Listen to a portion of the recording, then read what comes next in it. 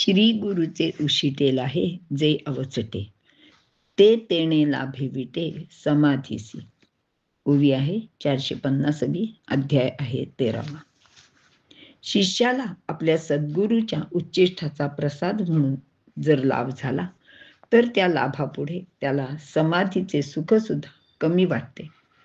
खरे तर उच्चिष्ठ म्हणजे भोजनातील उरलेले अन्न, ते सेवन केले तर सत्शिष्याला खूप मोठा लाभ होतो.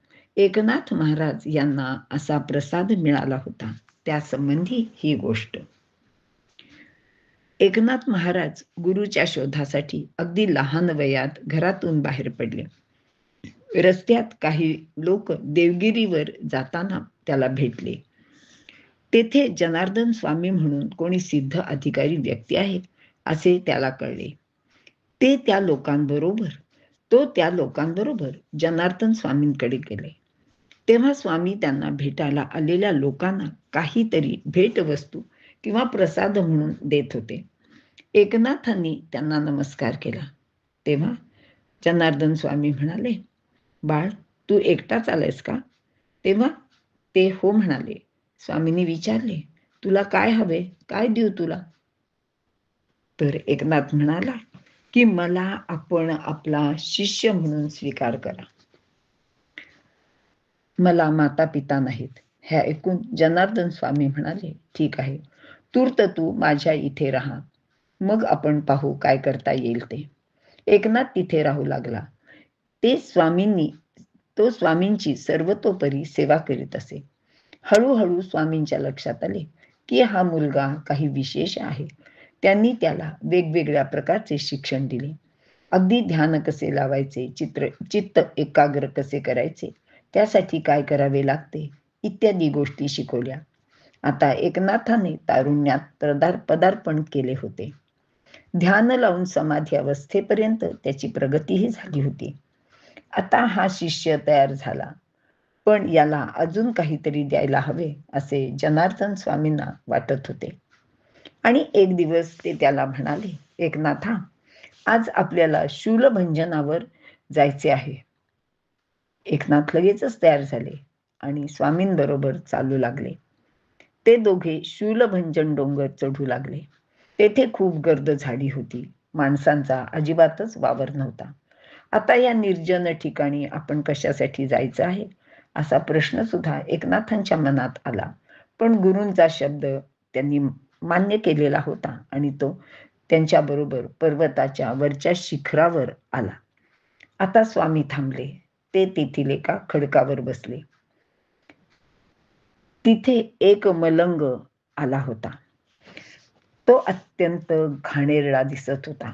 त्याच्याबरोबर एक कुत्री सुद्धा होती आणि त्याच्या हातात एक कटोरा होता. त्या मलंगाला पाहताच जनार्दन स्वामी धावतच त्याच्याजवळ गेले. त्याला वंदन केले. तर त्या मलंगाने त्यांना तिथेच मिठी मारली. एकनाथ म्हणाले, हे स्वामी काय करत आहेत? पण आता ते गप्प बसले होते. स्वामींनी सोबत आणलेली चटई अंथरली.